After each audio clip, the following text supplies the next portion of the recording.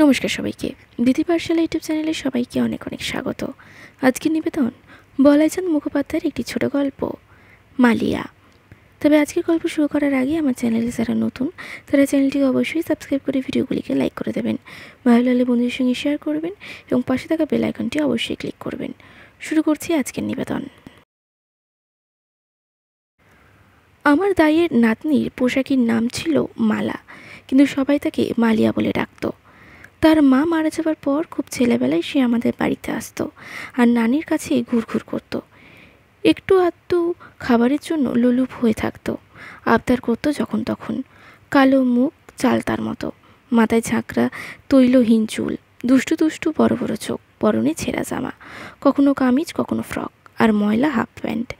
মাঝে মাঝে বকুনি খেত আমার স্ত্রীর কাছ থেকে। বকুনি খেলে একটু বেঁকে ফ্যাল করে চেয়ে থাকতো মুখের দিকে একদৃষ্টে, তারপর পালিয়ে যেত এক ছুটে, আবার আসতো। এভাবেই চলছিল। তাকে কিছু কিছু প্রশ্রয়ও দিতাম আমরা, কখনো লজেন্স, কখনো মাথার ফিতে, কখনো ভালো খাবার দিতাম একটু আধটু। ওই সামান্য জিনিসেই কি খুশি। ঘাড় বেঁকিয়ে ছোট্ট মিষ্টি হাসিটি হাসতো, টোল পড়তো গালে। এইভাবেই চলছিল। দিনে যে কখন নিঃশব্দে আসে আবার চলে যায় তার হিসেব আমরা রাখিলা। হঠাৎ একদিন দেখলাম মালিয়া মশলা বেটে দিচ্ছে তার নানির। দাইয়ের জ্বর হয়েছিল সেদিন। তার সব কাজ মালিয়াই সেদিন করে দিলে। এক গাদা কাপড় কেচে নিগড়ে শুকোতে দিল সেগুলো। দুপুরে ঘুঁটে দিয়ে দিলে দেওয়ালে ভরে। কতই বা বয়স, 8 বছর হবে। কিন্তু ওই 8 বছরের মেয়ে কী কাজে হয়ে উঠল দেখতে দেখতে। আমার খাস চাকর দুর্গা একদিন এলো না।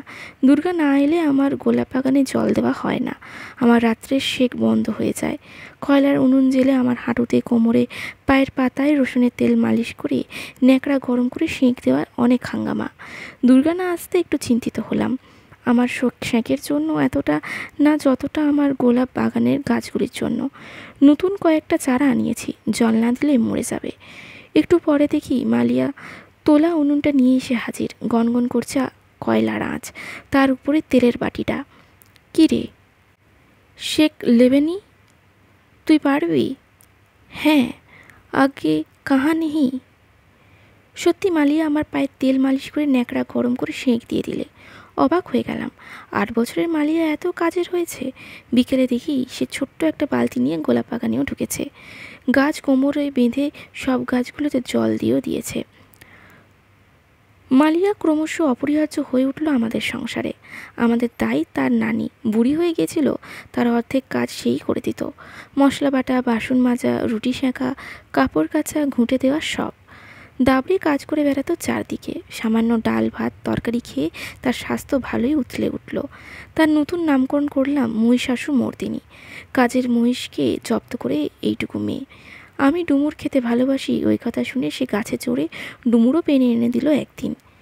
এর কিছুদিন পরে যা ঘটল তা যদিও আমাদের চোখের সামনেই ঘটছিল প্রতি মুহূর্তে, কিন্তু সেটা আমার সহসা প্রত্যক্ষ করলুম একদিন। হঠাৎ যেমন কর্ণিকারের পত্র পল্লবের সোনার বানটাকে আমের ডালপালার মুকুরের ভিড়ে সে আসে, তেমনি মালিয়ার সর্বাঙ্গে যৌবন এসে গেল। তখন তার বয়স কত হবে? বড়জোর 12 কিংবা 13, কিন্তু যৌবনের তোরে তার বয়সের হিসেব ভেসে গেল। তার পিপির বক্ষ, তার সহসা ভারাক্রান্ত শ্রোণী, তার সর্বাঙ্গের প্রস্ফুটিত সুষমার সকলের যে দৃষ্টি আকর্ষণ করল তা বয়সের অঙ্কে নিবদ্ধ রইল না। তা পুলকিত করতে লাগলো সকলকে।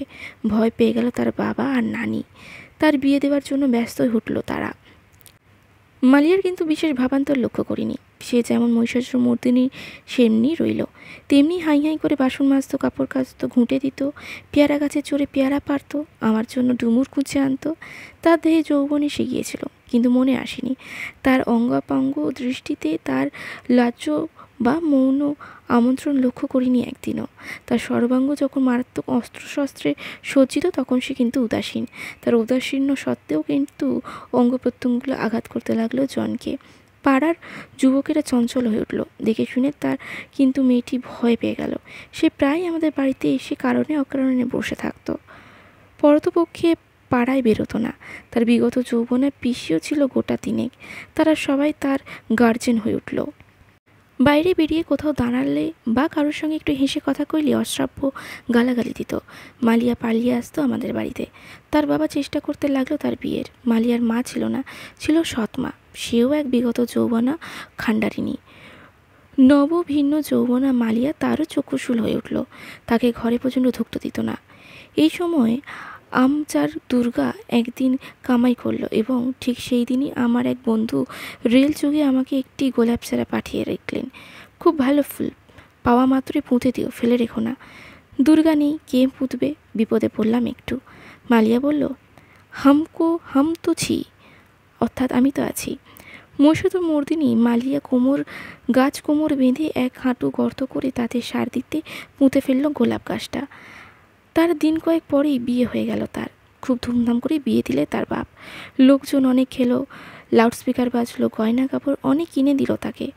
আমরা কিছু উপহার দিলাম। আমার স্ত্রী তাকে জিজ্ঞাসা করলো, তুই কী রঙের শাড়ি নিবি? কুসুমি। খুব ভালো হলুদ রঙের শাড়ি কিনে দেওয়া হলো তাকে। শ্বশুরবাড়ি থেকে মালিয়া যখন ফিরল তখনও তার মুখ শুকনো, মনে সুখ নেই। তার স্বামী রোগা, ভালো মানুষ গোছের কিশোর একটি।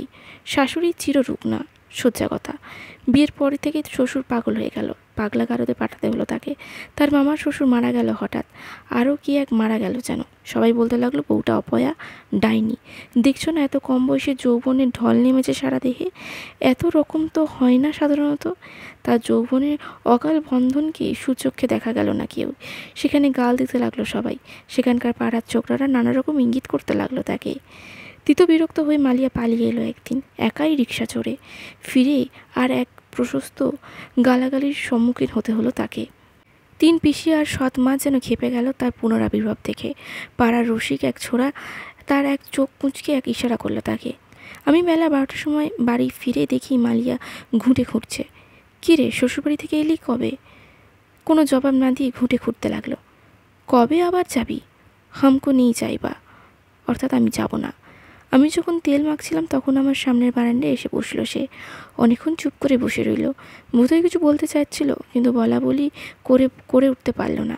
উঠে চলে গেল। তারপর তার ভাইটা এসে হাসতে হাসতে বললে, মালিয়া নাকি কালকে ফুলের বিচি খেয়েছে। বিশ্বাস করলাম না। ওকে দেখে সে কথা মনেই হয়নি। আমার চাকর দুর্গা বললে ও নাকি বলেছিল ওখানে কাউকে আমাকে যেতে চায় না, আমি ভগবানের কাছে চলে যেতে চাচ্ছি। এ কথাটাও বিশ্বাস হলো না। কিন্তু ঘন্টা 2 পরে তার নানি এসে বললে ক্রমাগত বমি করছে। কর্নেলের কলকে ফুলের বিচি খেয়েছে ও। বললাম এক্ষুনি হাসপাতালে নিয়ে যাও। পাড়ার লোক ভয় দেখালো হাসপাতালে গেলে পুলিশের পাল্লায় পড়ে যাবে, তাই হাসপাতালে যায়নি। সন্ধ্যাবেলা অবস্থা যখন অত্যন্ত খারাপ তখন আমাকে আর একবার খবর দিলে। গেলাম তাদের বাড়িতে। গিয়ে দেখি অন্ধকার ঘরে খাটিয়ে শুয়ে আছে। হাত দেখলাম, নাড়ি নেই। উৎসুক দৃষ্টিতে আমার দিকে চেয়ে ক্ষীণ কণ্ঠে বলল, বাবু। আমি তাড়াতাড়ি হাসপাতালে নিয়ে গেলাম তাকে, কিন্তু বাঁচল না। ঘন্টা 2 পরে মারা গেল। তার পরের দিন পোস্টমর্টমও হলো। তার যৌবন পুস্ফুটিত দেহটাকে ছিন্ন ভিন্ন করে আইন নির্ণয় করার চেষ্টা করলো মৃত্যুর প্রকৃত কারণ কি। সমাজের যে স্তরে সে কারণটা নিহিত সেখানে ডাক্তারের ছুরি পৌঁছায় না। মাস কয়েক পরে মালিয়া যে গোলাপ গাছটি পুঁতেছিল তাতে ফুল ফুটল। হলদে রঙের চমৎকার ঢলঢলে একটি গোলাপ। মনে হলো কুসুমি রঙের শাড়ি পরে মালিয়াই যেন হাসছে আমার দিকে চেয়ে। মনে হলো যেন মরেনি, কোনো দিন মরবেও না। ওই গোলাপ গাছেই ও বারবার এসে ফুটবে।